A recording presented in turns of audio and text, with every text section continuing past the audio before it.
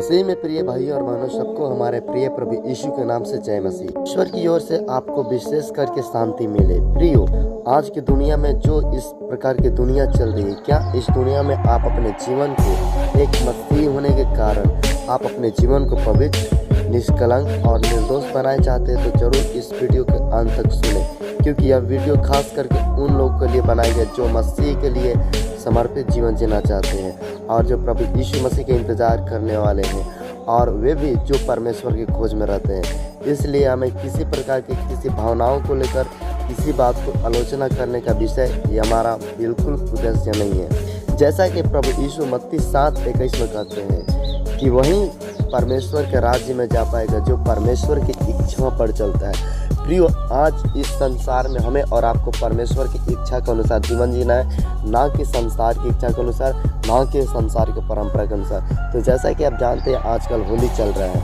तो क्या आपके मन में ये बातें उठी होगी हमें रंग लगा सकते हैं या नहीं, होली खेल सकते हैं या नहीं, अबीर छू सकते हैं या नहीं? तो प्रियो, साधारण सी बात है, नहीं कर सकते। क्यों? क्योंकि परमेश्वर आपको खोने के लिए नहीं परंतु आपको पाने के लिए परमेश्वर पाया।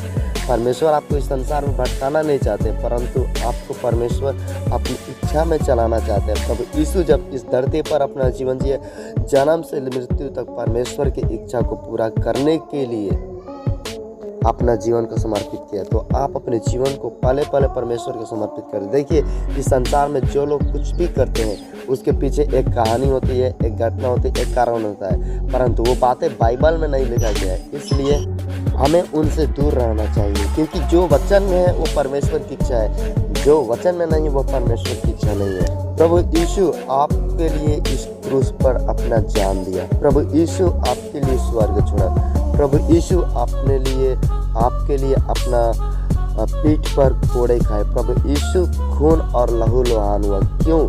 क्या आपको भटकने के लिए नहीं, परंतु आपको उद्धार दिलाने के लिए, आपको अनंत काल के जीवन दिलाने के लिए, आपको स्वर्ग ले जाने के लिए।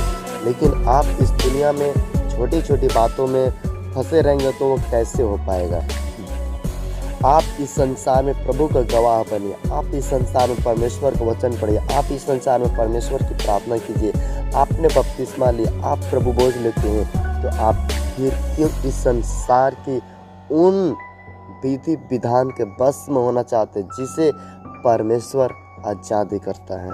यदि इस प्रकार के होली खेलकर आप अपना संबंध प्रभु से दूर करके यदि किसी अन्य बातों को संपर्क में या उनकी आराधना करेंगे तो जरूर यह परमेश्वर के लिए विरोध की बातें हैं, और परमेश्वर का विरोध को सामना करना पड़ेगा और परमेश्वर की ओर से दंड भी हो सकती है।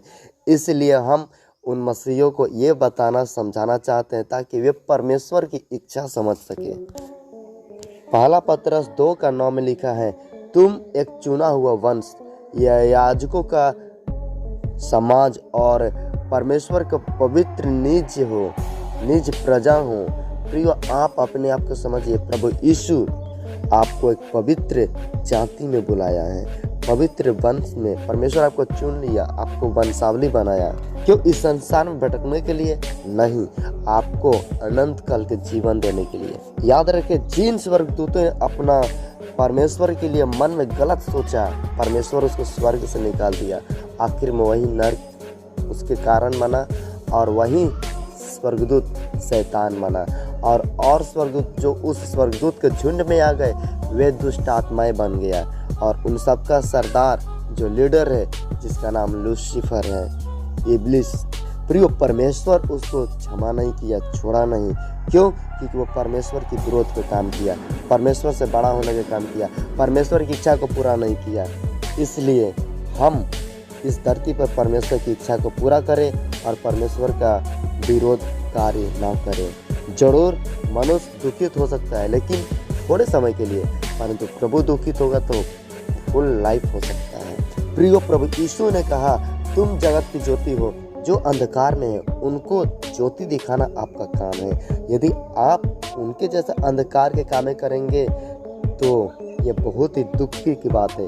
इसलिए मसीह लोग उनके रास्ता दिखाया हुआ रास्ता में नहीं, परंतु आप उनको रास्ता दिखाएं ताकि वे प्रभु के पास आ सके, जो संसार में वर्तमान में भटक रहे हैं।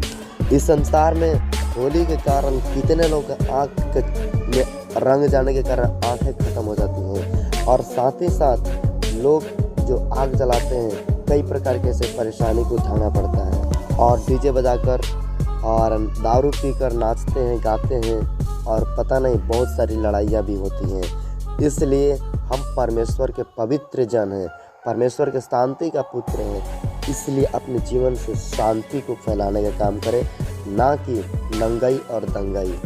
हम परमेश्वर की आराधना आत्मा और सच्चाई से करें।